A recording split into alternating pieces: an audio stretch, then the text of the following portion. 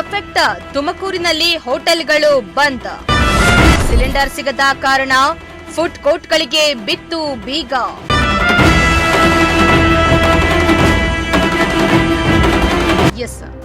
ಯುದ್ಧದ ಎಫೆಕ್ಟ್ನಿಂದಾಗಿ ಹೋಟೆಲ್ ಉದ್ಯಮ ಸಂಪೂರ್ಣ ನೆಲಕಚ್ಚಿದ್ದು, ಸಿಲಿಂಡರ್ ಸಿಗದೆ ಅದೆಷ್ಟೋ ಹೋಟೆಲ್ಗಳಿಗೆ ಬೀಗ ಬಿದ್ದಿವೆ. ಗೃಹ ಬಳಕೆ ಹಾಗೂ ವಾಣಿಜ್ಯ ಬಳಕೆಗೆ ಸಿಲಿಂಡರ್ ಸಿಗದೆ ಜನರು ಕಂಗಾಲಾಗಿದ್ದು, ತುಮಕೂರಿನಲ್ಲಿರುವ ಕೆಲ ಹೋಟೆಲ್ಗಳು ತಾತ್ಕಾಲಿಕವಾಗಿ ಬಂದ್ ಆಗಿವೆ.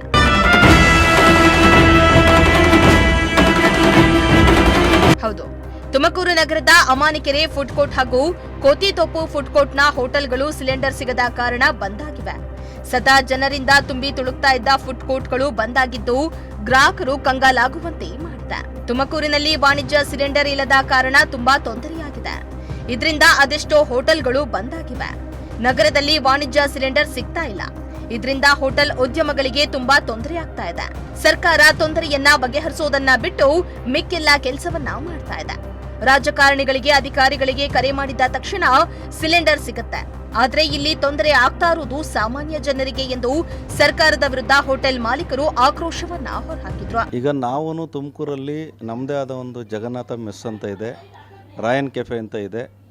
ಎರಡರಲ್ಲೂ ನಾವು ಹೋಟೆಲ್ ಬಿಸ್ನೆಸ್ಸನ್ನೇ ಮಾಡ್ತಿದ್ದೀವಿ. ನೀವು ಹೇಳಿದ 100% ಸತ್ಯ. ಗ್ಯಾಸ್ ಬುಕ್ ಆಗ್ತಿದೆ, ಬಟ್ ಡೆಲಿವರಿ ಆಗಿದೆ ಅಂತ ಬರ್ತಾ ಇದೆ, ಬಟ್ ಯಾವುದೇ ಗ್ಯಾಸ್ಗಳು ಬರ್ತಾ ಇಲ್ಲ. 100% ಗ್ಯಾಸಿಗೆ ಕೊರತೆ ಉಂಟಾಗಿದೆ. ಸರ್, ಈಗ ಜಿಲ್ಲಾಧಿಕಾರಿಗಳು ಹೇಳ್ತಾರೆ ತುಮಕೂರು ಜಿಲ್ಲೆಯಲ್ಲಿ ಗ್ಯಾಸಿಗೆ ಕೊರತೆ ಇಲ್ಲ. ಅಲ್ಲ, ಜಿಲ್ಲಾಧಿಕಾರಿಗಳು ಮನೆ ಕೊರತೆ ಇಲ್ಲದೆ ಇರ್ಬೋದು. ನಾನು ಹೇಳೋ ಪ್ರಕಾರ ಜಿಲ್ಲಾಧಿಕಾರಿಗಳು, ಯಾವುದೇ ಅಫಿಷಿಯಲ್ಸ್, ಯಾವ ಡ್ರಾಯಿಂಗ್ ಆಫೀಸರ್ಸ್ಗಳು ಯಾರ್ಯಾರಿದ್ದಾರೆ ಅವ್ರು ಯಾರಿಗೂ ಕೊರತೆ ಇಲ್ಲ ಅಂತ ನನ್ನ ಭಾವನೆ. ಈವನ್ ರಾಜಕಾರಣಿಗಳಿಗೂ ಕೊರತೆ ಇಲ್ಲ ಅಂತ ಅನ್ನಿಸ್ತದೆ. ತೊಂದರೆ ಆಗ್ತಿರೋದು ಕಂಪ್ಲೀಟಾಗಿ ಸಾಮಾನ್ಯ ಜನರಿಗೆ, ಎವ್ರಿಡೇ ಬಿಸ್ನೆಸ್ ಮಾಡೋರಿಗೆ. ಆಮೇಲೆ ಈ ಮನೆಗಳಲ್ಲಿ ಸಿಗ್ತದೆ ಗ್ಯಾಸು, ಮನೆಗಳಿಗೂ ಇದೆ ಅಂತ ಹೇಳ್ತಾರೆ. ಬಟ್ ಒಂದು ಮನೆಗಳಿಗೂ ಇದೇ ಥರನೇ ಸಮಸ್ಯೆ ಆಗ್ತಾಯಿದೆ.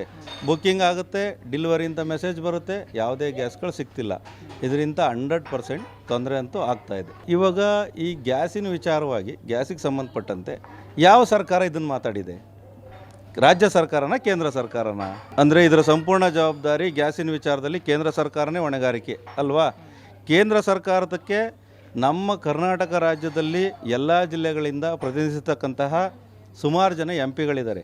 ಎಷ್ಟು ಜನ MP ಗಳು ಕೇಂದ್ರ ಸರ್ಕಾರಕ್ಕೆ ನಮ್ಮ ರಾಜ್ಯಕ್ಕೆ ತೊಂದರೆ ಆಗ್ತಾಯಿದೆ ಅಂತ ಒತ್ತಡ ಹಾಕಿದ್ದಾರೆ? ಯಾರೂ ಇಲ್ಲ ತಾನೆ. ಯಾಕೆ ಮಾಡ್ತಿಲ್ಲ ಇವರು? ಕೇಳ್ಬೋದಲ್ವಾ? ಯುದ್ಧಕ್ಕೆ ನೀವು ಹೋಗಿ, ಅಂದರೆ ನೀವು ಅದಕ್ಕೆ ಮಧ್ಯ ಪ್ರವೇಶಿಸಿ ಮಾತಾಡಿ ನಿಲ್ಲಿಸಿ. ಇಡೀ ದೇಶಾದ್ಯಂತ ಸಮಸ್ಯೆ ಆಗ್ತಾಯಿದೆ, ಇದನ್ನೆಲ್ಲನ ನಿಲ್ಲಿಸೋಣ. ಇಲ್ಲ ಅಂದರೆ ಇವರು ಕೇಂದ್ರ ಸರ್ಕಾರದವರೊಂದು ಇನ್ನೊಂದು ಥರ ಮಾಡ್ತಾರೆ ಇವರು ಇದನ್ನು. ಏನಂದರೆ ಲಾಸ್ಟ್ ಟೈಮ್ ಕೋವಿಡಲ್ಲಿ ತಟ್ಟೆ ಜಾಗಟೆ ತಗೊಂಡಿದ್ದು, ಅದು ಏನು ಗೋ ಕರೋನಾ ಗೋ ಅಂತನೇನೋ ಎಲ್ಲ ಡ್ಯಾನ್ಸ್ ಮಾಡ್ಕೊಂಡು ಜಾಗಟೆ ಬಡಿತಿದ್ರು. ಈಗ ಕಮ್ ಗ್ಯಾಸ್ ಕಮ್ ಅಂತ ಬಡಿಯೋ ಥರ ಮಾಡಬೇಕೇನೋಪ್ಪ. ನೆಕ್ಸ್ಟ್ ಅದನ್ನೇ ಇವ್ರ ಪ್ರೋಗ್ರಾಮ್ ಇರಬೇಕು ಅಂತ ನನ್ನ ಭಾವನೆ. ಈಗ ಗ್ಯಾಸಿಂದ ವಾಣಿಜ್ಯ ಉದ್ಯಮಗಳು 100% ವಾಣಿಜ್ಯ ಉದ್ಯಮ ಅಂತಲೇ ಎಲ್ಲ ಹಳ್ಳಿಗಳಿಂದ ಹಿಡಿದು ಸಿಟಿಲಿ ಸಂಪೂರ್ಣವಾಗಿ. ಈಗೇನಾಯಿತು ಅಂದರೆ, ಈ ಜಿಯೋದವರು 5 ರೂಪಾಯಿಗೆ ಸಿಮ್ಮು ಅಂತ ಕೊಟ್ಟರು, ರೀಚಾರ್ಜ್ 300 ರೂಪಾಯಿ ಇಟ್ಟರು. ಹಂಗೆ ಉಜ್ವಲ ಯೋಜನೆ ಅಂತ ಈ ಕೇಂದ್ರ ಸರ್ಕಾರ ಬಡವರಿಗೆ ಫ್ರೀಯಾಗಿ ಗ್ಯಾಸ್ ಕೊಡ್ತು, ತುಂಬ್ಸೋಕೆ ಮಾತ್ರ 1000 ರೂಪಾಯಿ ಇಡ್ತು. ಇವ್ರದ್ದು ಎಲ್ಲ ಒಂಥರ ಬಿಸ್ನೆಸ್ ಮೈಂಡು. ಅಂಬಾನಿ ಬಿಸ್ನೆಸ್ ಮಾಡ್ತಾನೆ ಅಂತ ಅವನು ಹೇಳ್ಕೊಟ್ಟು ಈ PM ಬಿಸ್ನೆಸ್ಸಾಗಿ ಮಾಡೋಕ್ಕೆ ನಿಂತಿದ್ದಾರೆ. ಇದರಿಂದ ಸಂಪೂರ್ಣವಾಗಿ ಒದೆ ತಿಂತಾ ಇರೋದೆಲ್ಲ ಸಾಮಾನ್ಯ ಜನ. ಸರ್, ಖಂಡಿತ ಇಲ್ಲ. ಅವ್ರು ಹೇಳ್ತಾ ಇದ್ದಾರೆ ಎಲ್ಲ ನಮ್ಮ ಕರ್ನಾಟಕದಲ್ಲಿ ಯಾವುದೇ ಸಮಸ್ಯೆ ಇಲ್ಲ ಅಂತಂದು. ಬಟ್ ಇಲ್ಲಿ ಒಂದು ಸರಿ ಗ್ಯಾಸ್ ಬುಕ್ ಮಾಡಿ ನಾವು 25 ದಿವಸ ಆಗುತ್ತೆ, 25 ದಿವಸ ನೀವು ವೆಯ್ಟ್ ಮಾಡಲೇಬೇಕು ಅಂತಂತಾರೆ. ಹಾಗಾಗಿ ಇದು ನೇರ ಮಧ್ಯಮ ವರ್ಗದ ಜನಕ್ಕೆ ನೇರ ಹೊಡ್ತಾ ಬೀಳ್ತಾ ಇರೋದು. ಹಾಗಾಗಿ ಇದಕ್ಕೆ ನೇರ ಹೊಣೆ ಕೇಂದ್ರ ಸರ್ಕಾರನೇ. ಇದು ಮಧ್ಯಪ್ರವೇಶಿಸಿ ಇಲ್ಲಿನ ಏನು ನಮ್ಮ ಕರ್ನಾಟಕದಿಂದ ಆಯ್ಕೆಯಾಗಿದ್ದಾರೋ ಸಂಸದರುಗಳೆಲ್ಲ ಇದಕ್ಕೆ ನೇರ ಮಧ್ಯಪ್ರವೇಶ ಮಾಡಿ ಇದಕ್ಕೊಂದು ಇತ್ಯರ್ಥ ಮಾಡಬೇಕು ಅಂತ ನಮ್ಮಲ್ಲಿ ಕಳಕಳಿ. ಈಗ ಸರ್, ತುಮಕೂರಲ್ಲಿ ಗ್ಯಾಸ್ಗೆ ಕೊರತೆ ಇಲ್ಲ ಅಂತ ಜಿಲ್ಲಾಧಿಕಾರಿ ಹೇಳ್ತಾರೆ. ಓಕೆ ಸರ್, ಈ ಏನು ಅಫಿಷಿಯಲ್ಸ್ಗಳು ಮತ್ತು ಈ ರಾಜಕಾರಣಿಗಳಿದ್ದಾರಲ್ಲ, ಜನಪ್ರತಿನಿಧಿಗಳು, ಅವ್ರ ಮನೆಗಳಿಗೆ ನೇರ ಹೋಗಿ ಅವ್ರು ಫೋನ್ ಮಾಡ್ತಿದ್ದಂಗೆ ಇಮಿಡಿಯೇಟ್ ಅವ್ರಿಗೆ ತಗೊಂಡೋಗಿ ಹಾಕ್ತಾರೆ. ಬಟ್ ಸಾಮಾನ್ಯ ಜನಕ್ಕೆ ಆ ಥರ ಇಲ್ಲಿ ಆಗಲ್ಲ. ನಾನು ಉದಾಹರಣೆ, ನಾನೇ ಬೆಳಿಗ್ಗೆ ಆಲೇ ಬುಕ್ ಮಾಡಿ 6 ದಿವಸ 7 ದಿವಸ ಆಗಿತ್ತು. ನೇರ ಹೋಗಿ ತಾಂಬರೋಣ ಅಂತ ಹೋದೆ, ಯಾರಿಗೋ ನಮ್ಮ ಸ್ನೇಹಿತರಿಗೆ ಫೋನ್ ಮಾಡಿದ್ದೆ, ಬಂದಿದ್ದೆ ಬರೀ ಹೋಗಿ. ಅಲ್ಲಿ ಹೋದ್ರೂ ತಿರ್ಗಾ OTP ಹೇಳಬೇಕು, ಅದೇ ಹೇಳಬೇಕು, ತಿರ್ಗಾ ಆಮೇಲೆ ಆನ್ಲೈನು ಪೇಮೆಂಟ್ ಮಾಡಬೇಕು, ಹಿಂಗೆ ಅಲಿಸ್ತಾರೆ. ಕೆಲವು ಜನಕ್ಕೆ ಏನಾಗುತ್ತೆ, ಅದು ನಮ್ಮ ಸಾಮಾನ್ಯ ಜನಕ್ಕೆ ಅದು ಯಾರೂ ಅರಿವಿರಲ್ಲ. ಹಾಗಾಗಿ ಈ ಮಧ್ಯವರ್ತಿಗಳು ಇರ್ತಾರಲ್ಲ, ಅವರು ಅದನ್ನು ನೇರ ಮಾರಾಟ ಮಾಡ್ಕೊತಾರೆ ಅಕ್ರಮವಾಗಿ. ಹಂಗಾಗಿ ಇದು ಸಾಮಾನ್ಯ ಜನಕ್ಕೆ ತುಂಬ ನೇರವಾಗಿ ಹೊಡೆತ ಬಿದ್ದಿದೆ ಅಂತ ನಾನಾದರೂ ಭಾವಿಸ್ತಾ ಈ ಏನು ನಮ್ಮ ಸಂಸದರಿದ್ದಾರೆ ಮತ್ತು ನಮ್ಮ ಜನಪ್ರತಿನಿಧಿಗಳು ಅಧಿಕಾರಿಗಳೆಲ್ಲ ನೇರ ಒತ್ತಡ ಹಾಕಿ ಕೇಂದ್ರ ಸರ್ಕಾರಕ್ಕೆ ಮಧ್ಯಪ್ರವೇಶಿ ಯುದ್ಧ ನಿಲ್ಲಿಸಿ ಬೇಗ ಇದೊಂದು ಇತ್ಯರ್ಥ ಮಾಡಬೇಕು ಅಂತ ನನ್ನ ಭಾವನೆ. ಪ್ರಾಚ್ಯ ದೇಶಗಳಲ್ಲಿ ಯುದ್ಧ ಸಂಭವಿಸಿರುವಂತಹ ಹಿನ್ನೆಲೆಯಲ್ಲಿ ಭಾರತ ದೇಶದಲ್ಲಿ ಗೃಹ ಬಳಕೆಯ ಸಿಲಿಂಡರ್ ಹಾಗೂ ವಾಣಿಜ್ಯ ಬಳಕೆಯ ಸಿಲಿಂಡರ್ಗಳ ಕೊರತೆ ಉಂಟಾಗಿರುವಂಥದ್ದು. ಕೊರತೆಯಿಂದಾಗಿ ಅದೆಷ್ಟೋ ಹೋಟೆಲ್ಗಳು ಬಾಗಿಲನ್ನು ಮುಚ್ಚಿರುವಂಥದ್ದು. ನಾನೀಗ ತುಮಕೂರಿನ ಅಮಾನಿಕೆರೆಯ ಫುಡ್ ಕೋರ್ಟ್ನಲ್ಲಿದ್ದೇನೆ. ನೀವೀಗ ದೃಶ್ಯಗಳಲ್ಲಿ ಗಮನಿಸ್ತಾ ಹೋಗಬಹುದು. ದಿನನಿತ್ಯವೂ ಕೂಡ ತುಂಬಿ ತುಳುಕ್ತಾ ಇದ್ದಂಥ ಈ ಫುಡ್ ಕೋರ್ಟ್ ಇದೀಗ ಬಾಗಿಲು ಮುಚ್ಚಿರುವಂಥ ಸ್ಥಿತಿಯಲ್ಲಿರುವಂಥದ್ದು. ಇದಕ್ಕೆ ಪ್ರಮುಖ ಕಾರಣ ಅಂತಂದರೆ ಯುದ್ಧ. ಪ್ರಾಚ್ಯ ದೇಶಗಳಲ್ಲಿ ಏನು ಯುದ್ಧ ನಡೀತಾ ಇದೆ, ಪ್ರತಿನಿತ್ಯವೂ ಕೂಡ ಯುದ್ಧ ನಡೀತಾ ಇರೋದ್ರಿಂದ, ಯುದ್ಧ ಇನ್ನಷ್ಟು ಗಂಭೀರ ಸ್ಥಿತಿಯನ್ನು ಪಡೆದುಕೊಳ್ತಾ ಇರೋದ್ರಿಂದ ಭಾರತ ದೇಶದಲ್ಲಿ ಗೃಹ ಬಳಕೆಯ LPG ಹಾಗೂ ವಾಣಿಜ್ಯ ಬಳಕೆಯ ಸಿಲಿಂಡರ್ಗಳ ಕೊರತೆ ಉಂಟಾಗಿರುವಂಥದ್ದು. ಸದ್ಯಕ್ಕೆ ಪ್ರತಿನಿತ್ಯವೂ ಕೂಡ ತುಂಬಿ ತೊಡಗ್ತಾ ಇದ್ದಂಥ ಈ ಫುಡ್ ಕೋರ್ಟ್ ಇದೀಗ ಎಲ್ಲ ಅಂಗಡಿಗಳು ಕೂಡ ಬಾಗಿಲು ಮುಚ್ಚಿರುವಂಥದ್ದು. ನೀವೀಗ ದೃಶ್ಯಗಳಲ್ಲಿ ಗಮನಿಸ್ತಾ ಹೋಗ್ಬೋದು. ಇತ್ತೀಚೆಗಷ್ಟೇ ಈ ಫುಡ್ ಕೋರ್ಟ್ ಉದ್ಘಾಟನೆ ಆಗಿತ್ತು. ಇತ್ತೀಚೆಗಷ್ಟೇ ವ್ಯಾಪಾರಸ್ಥರು ಇಲ್ಲಿ ವ್ಯಾಪಾರವನ್ನು ಮಾಡೋದಕ್ಕೆ ಶುರು ಮಾಡಿದರು.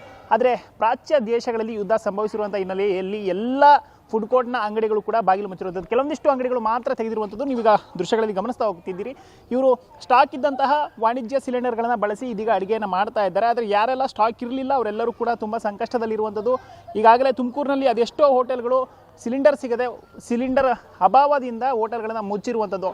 ಸದ್ಯಕ್ಕೆ ಇದಷ್ಟೇ ಅಲ್ಲ, ನಾವಿದೀಗ ಫುಡ್ ಕೋರ್ಟ್ಗೂ ಕೂಡ ಹೋಗ್ತೀವಿ. ಅಲ್ಲಿ ಯಾವ ರೀತಿಯಾಗಿ ಸ್ಥಿತಿಯಾಗಿದೆ ಅನ್ನೋದನ್ನು ನಿಮಗೆ ಕೂಡ ತೋರಿಸ್ತಾ ಹೋಗ್ತೀವಿ. ಬನ್ನಿ. ನೀವೀಗ ಗಮನಿಸ್ತಾ ಹೋಗ್ಬೋದು ದೃಶ್ಯಗಳಲ್ಲಿ. ಪ್ರತಿನಿತ್ಯವೂ ಕೂಡ ತುಂಬಿ ತುಳುಕಿ ಕಂಗೊಳಿಸ್ತಾ ಇದ್ದಂತಹ ಫುಡ್ ಕೋರ್ಟ್ನಲ್ಲಿರುವಂಥ ಅಂಗಡಿಗಳು ಸಿಲಿಂಡರ್ ಅಭಾವದಿಂದ ಕ್ಲೋಸ್ ಆಗಿರುವಂಥದ್ದು. ಪ್ರತಿನಿತ್ಯವೂ ಕೂಡ ಇಲ್ಲಿ ನೂರಾರು ಜನಗಳು ಬರ್ತಾ ಇದ್ರು, ನೂರಾರು ಜನ ವ್ಯಾಪಾರವನ್ನು ಮಾಡ್ತಾ ಇದ್ರು. ಪ್ರತಿನಿತ್ಯವೂ ಕೂಡ ಇವೆಲ್ಲವೂ ಕೂಡ ತುಂಬಿ ತುಳುಕ್ತಾ ಇದ್ವು. ಆದರೆ ನೀವೀಗ ದೃಶ್ಯಗಳಲ್ಲಿ ಗಮನಿಸ್ತಾ ಹೋದರೆ ಎಲ್ಲ ಅಂಗಡಿಗಳಿಗೂ ಕೂಡ ಇದೀಗ ಬೀಗ ಬಿದ್ದಿರುವಂಥದ್ದು. ಇದಕ್ಕೆಲ್ಲದಕ್ಕೂ ಕೂಡ ಮುಖ್ಯ ಕಾರಣ ಅಂತಂದರೆ ಮಧ್ಯಪ್ರಾಚ್ಯ ದೇಶಗಳಲ್ಲಿ ನಡೀತಿರುವಂತಹ ಯುದ್ಧ. ನಮ್ಮ ದೇಶದಲ್ಲಿ ಯುದ್ಧದಿಂದ ಸಿಲಿಂಡರ್ ಅಭಾವ ಹೆಚ್ಚಾಗಿರೋದ್ರಿಂದ ಸದ್ಯಕ್ಕೆ ಹೋಟೆಲ್ ಉದ್ಯಮ ಸಾಕಷ್ಟು ಹೊಡೆತವನ್ನು ತಿಂತಾ ಇದ್ದು, ಹೋಟೆಲ್ ಉದ್ಯಮ ನೆಲಕಚ್ಚಿದೆ ಅಂದರೂ ಕೂಡ ತಪ್ಪಾಗೋದಿಲ್ಲ. ಇನ್ನಾದರೂ ಸಂಬಂಧಪಟ್ಟಂಥ ಅಧಿಕಾರಿಗಳು ಹಾಗೂ ರಾಜಕಾರಣಿಗಳು ಯುದ್ಧದಲ್ಲಿ ಸಮಸ್ಯೆಯನ್ನು ಬಗೆಹರಿಸಿ ಹೋಟೆಲ್ ಉದ್ಯಮದ ಉದ್ಯೋಗಿಗಳಿಗೆ ಅನುಕೂಲವನ್ನು ಮಾಡಿಕೊಡ್ತಾರಾ ಇಲ್ವಾ ಅನ್ನೋದನ್ನು ಕಾದು ನೋಡಬೇಕಾಗಿದೆ. ಕ್ಯಾಮ್ರಾ ಪರ್ಸನ್ ಸಂಜಯ್ ಜೊತೆ ಪುನೀತ್, ಪ್ರಜಾಶಕ್ತಿ TV, ತುಮಕೂರು.